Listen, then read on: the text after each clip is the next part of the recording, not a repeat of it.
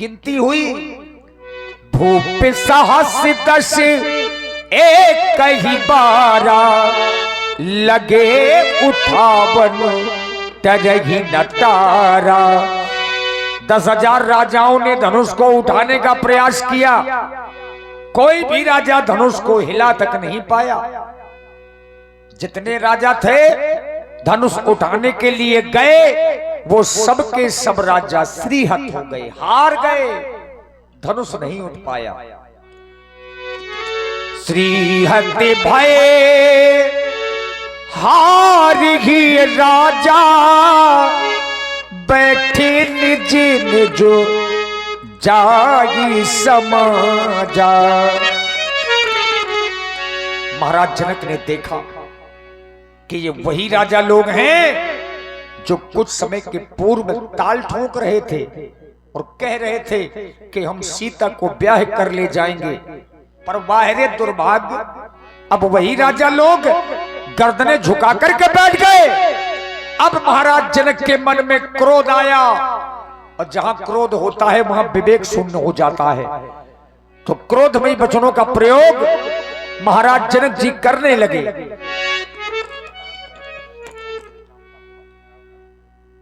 और देखिए हमारे श्री कामता भैया हलवाई जी, श्री कामता भैया हलवाई जी, ग्राम मलकछुआ, 501 पुष्प मुद्राएं आपकी ओर से व्यासपीठ के लिए प्रदत्त हैं। और हमारी ग्राम सभा की अध्यक्ष हमारी ग्राम प्रधान जी श्रीमती पंचकुमारी राजपूत, पुनः 100 पुष्प मुद्राएं आपकी ओर से व्यासपीठ के लिए, धन्यवाद। आइए महाराज जनक जी का सुंदर विलाप यहां से अब आप लोग सुनने जा रहे हैं। श्रीहत भय हार ही राजा बैठे निज निज जाई समाजा। जैसे ही राजा लोग हार करके बैठे तो जनक जी बेचारे अकुलाने लगे कि अब तो कोई धनुष तोड़ने वाला बचा ही नहीं, तो क्या समझा जाए कि सीता कुंवारी रह जाएंगी। बस यही सोच करके क्रोध में आ गए महाराज जनक। नृपन बिलो की जनक के अकुलाने बोले बचनु रोष जनुसाने।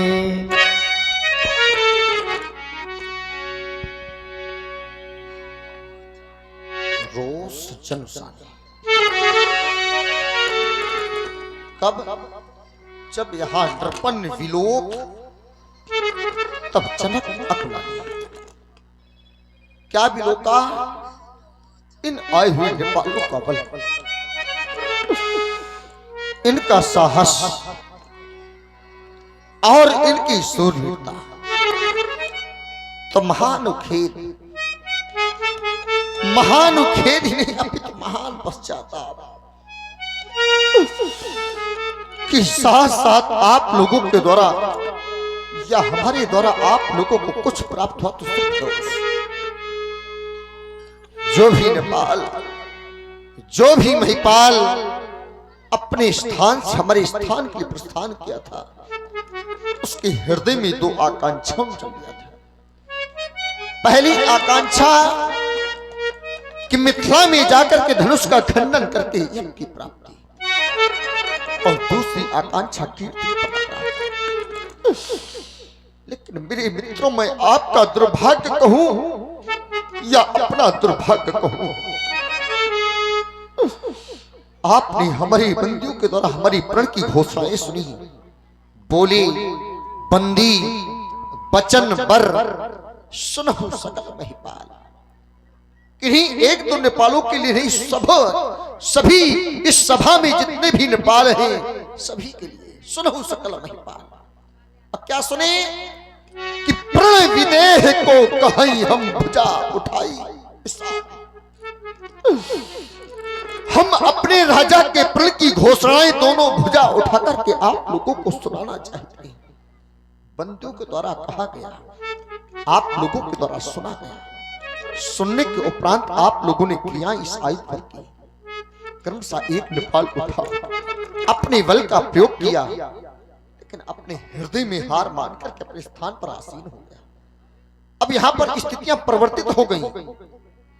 स्थितियां मेरे मित्रों ऐसी हो गई कि भूप साहस 10 एक ही बार 10,000 राजाओं ने अपने बल का प्रयोग किया, पर लगी उठावन डरई नटारा।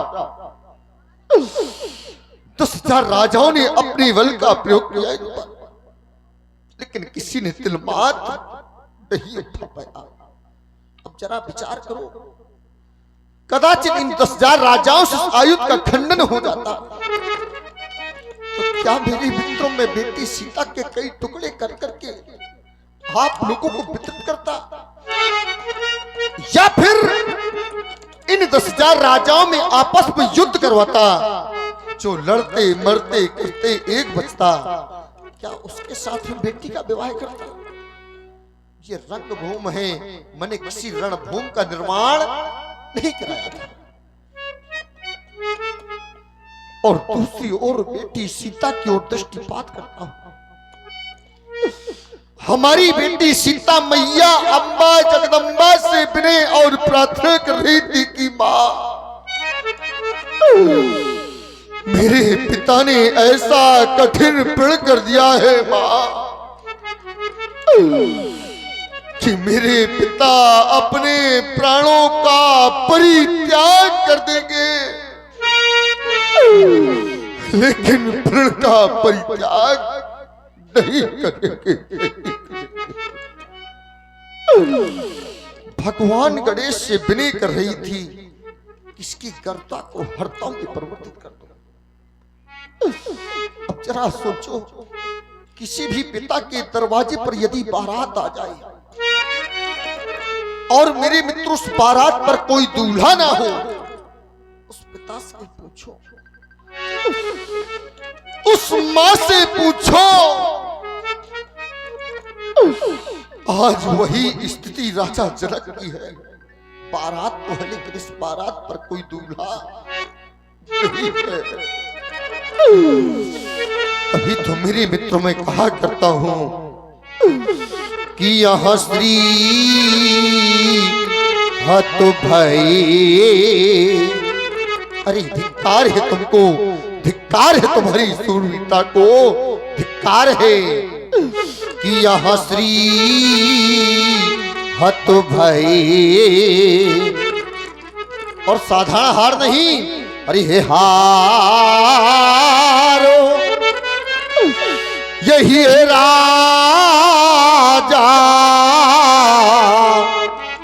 और जब आप अपने हृदय में हार मान गए तो कम से कम एक उपकार कर दिया होता, और वह उपकार हमारी मिथिला का परित्याग।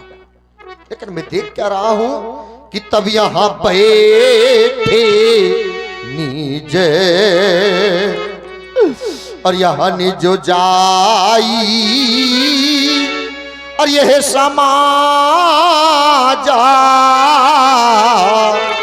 और कब बैठे कि जब यहां श्री तो भाई।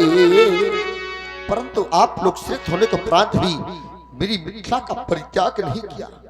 लेकिन यहाँ पर कुछ युवा पीढ़ी हंस रही करी, महाराज हम आपके कार्य की पूर्ति अब भी कर सकते हैं। लेकिन नहीं मेरे मित्रों, उसमें कारण है। कारण क्या है? इतना बड़ा कार्य सोई प्राण को दंड कठोरा, और उसके बदले में छोटी सी कन्या खटवसी बालिका। नहीं मेरे मित्रों, यदि मेरे इन आए हुए रोज शब्दों पर यदि कार करेंगे तो पाएंगे सिर्फ एक नहीं, अरे दो नहीं, तो आप लोग महाराज कौन सी जितना चाहते हैं तो सुन लो। लेकिन आप लोग महाराज कौन सी जितना चाहते हैं तो सुन लो मेरे मित्रों, सुन लो। लेकिन मैं आप लोगों से जानना चाहता हूं कि संसार में मेरे मित्रों ऐसा कौन सा पिता होगा, ऐसी कौन सी जन्मदात्री मां है। और इसी विलाप की प्रस्तुति में आप हैं श्री मनीष सोनी जी और श्री नरेश सोनी जी, रामलीला समिति ग्राम इटालिया से 51 पुष्प मुद्राएं प्रस्तुत विलाप में प्रदान करते हैं। धन्यवाद। लेकिन मेरी मित्रों, मैं आप लोगों से जानना चाहता हूं कि संसार में ऐसा कौन सा पिता है, ऐसी कौन सी मां है जो पिता अपनी बेटी की बर की खोज के लिए जाता हो, अपनी बेटी के अवगुण जाकर के बताता हो। लेकिन आज यह राजा जनक अपनी बेटी के गुण और अवगुण बता रहा है। और आप हैं श्री कामता हलवाई जी। श्री कामता हलवाई, आपकी ओर से 51 पुष्प मुद्राएं श्री जनक जी के सुंदर विलाप में प्रदत्त हैं। बहुत बहुत धन्यवाद। सुन लो मेरे मित्रों, सुन लो कि यह कुंवरी मनोहरी पिचाई बड़ी और कीरत अति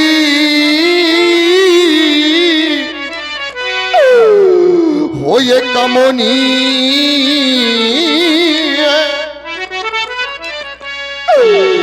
परवार मेरा दुर्भाग्य कि यह पापनी ये हारो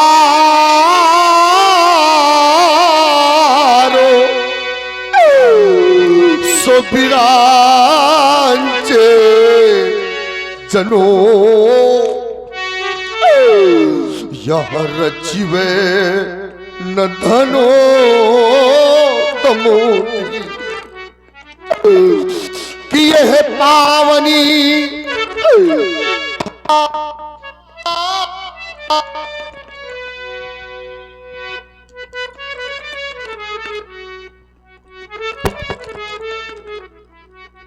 पहला लाभ मनोहरी कन्या, दूसरा लाभ विजय बड़ी।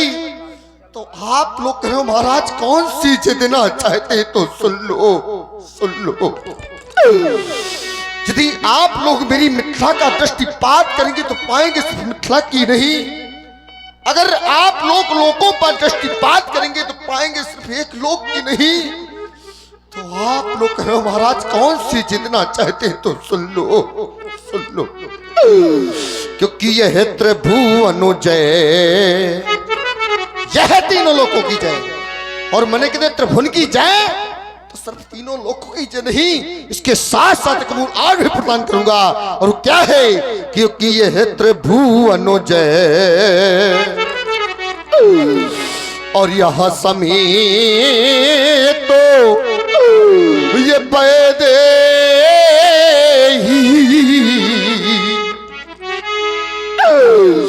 तो अब बिना ही विचार, अब कोई सोच विचार करने की आवश्यकता नहीं है, तो अब बिना ही विचार तो फिर क्या करना है?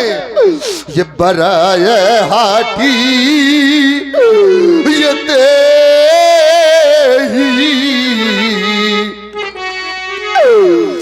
क्योंकि त्रिभुवन जय।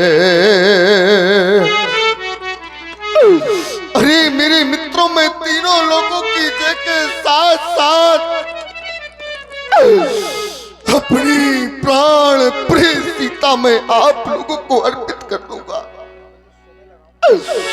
अरे जरा सोचो, जिस वक्त बेटी विवाह योग्य हो जाती है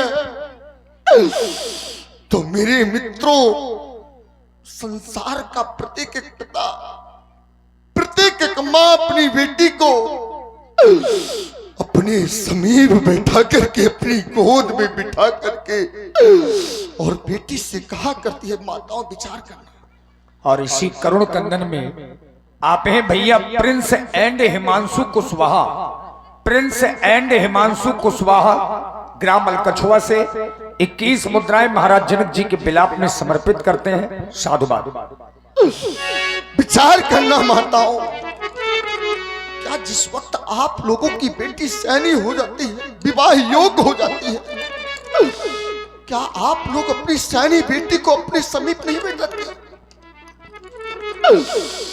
जिस वक्त बेटी सैनी हो जाती है, विवाह योग हो जाती है, तो मैया अपनी बेटी को अपनी गोद में उठा करके बिठा करके, और जिस वक्त मैया अपनी बेटी के नेत्रों से नेत्र मिलाती है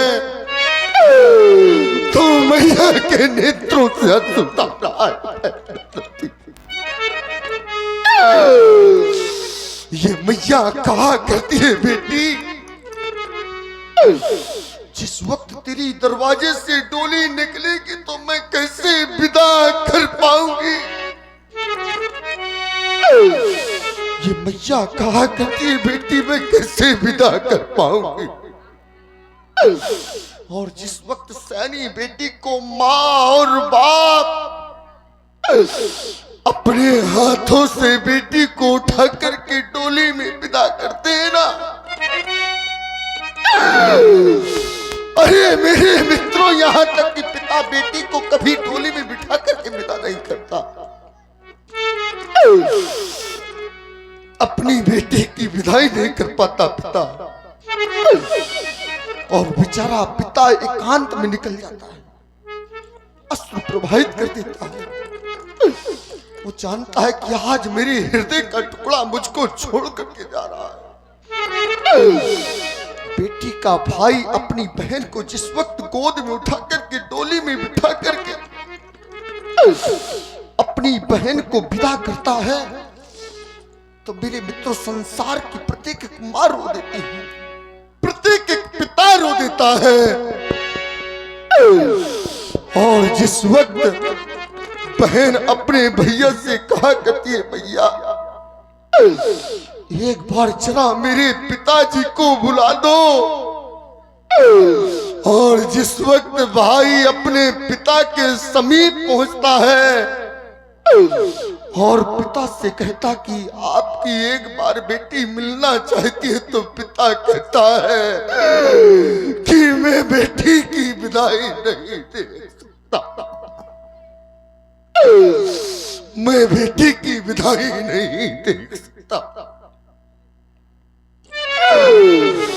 वो पिता वहीं से कहता है, बेटा मेरा आशीर्वाद यहीं से है, और बेटी की विदाई नहीं देख पाता पिता।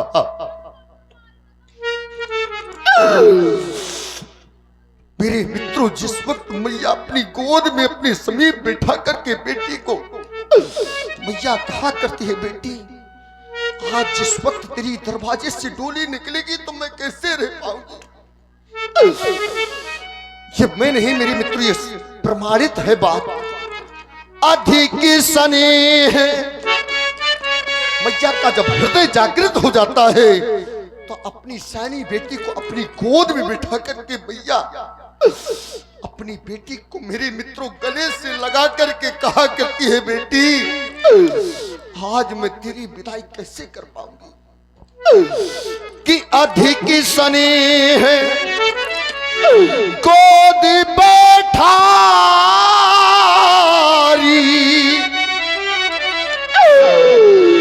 और श्याम सरोज नयन बहावारी।